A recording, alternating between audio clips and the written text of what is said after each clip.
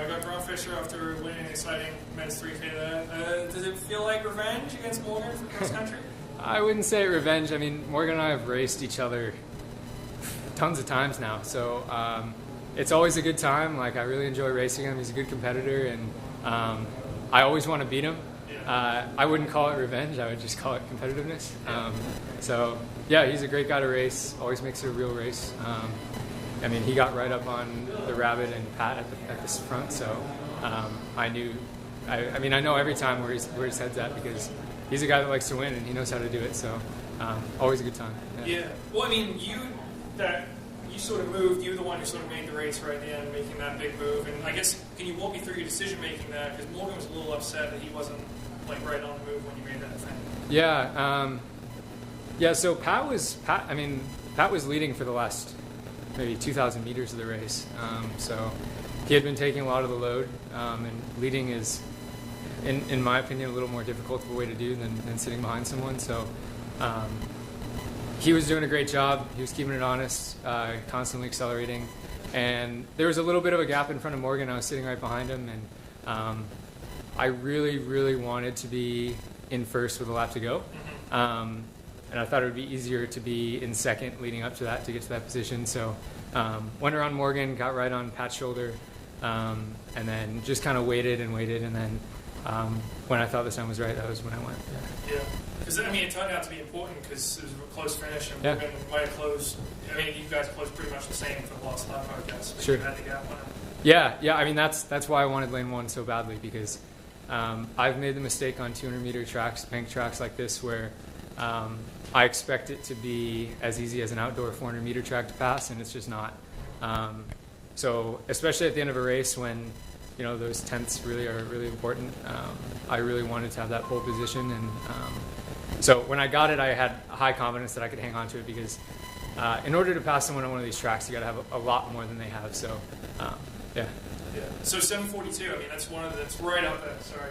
Whole-time collegiate list. I mean, did you think you could run that fast? What do you think at the time?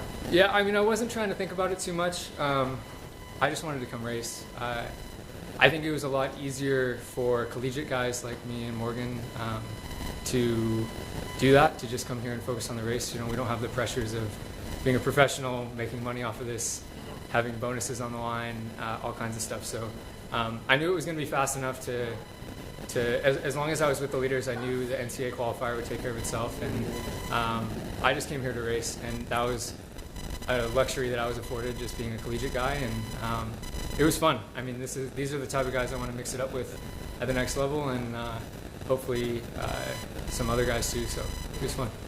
When I talk to Milt, he's always saying he's thinking long term, and this season, you know, it's potentially very long outdoor season. You know, USA's until July, and Worlds if you make it like September, October. How are you approaching this 2019 track season? Yeah,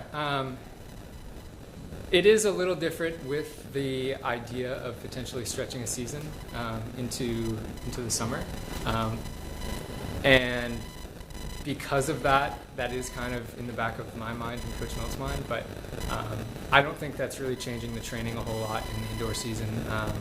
We still have indoor nationals, you know, those don't get shifted back just because it's a world championship year. So, yeah, I mean, relative to last year, I think it's going to be the exact same. Just, you know, build up through indoors with the idea of the summer outdoors being the key thing.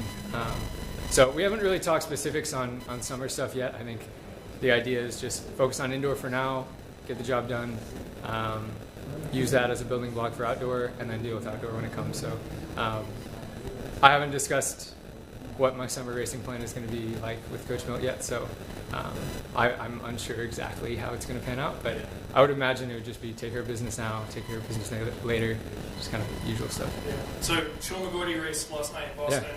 Who had the more impressive performance this weekend, you or him? Sean. Yeah, I mean, Sean had that was I think it was the first time he was wearing a Bowerman kit, so a little more pressure on him, and it's always tough to perform under pressure, and I've tons of respect for him.